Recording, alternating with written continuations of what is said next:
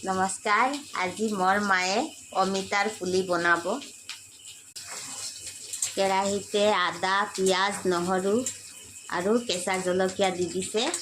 এতিয়া ফুলখিনি দি দিব।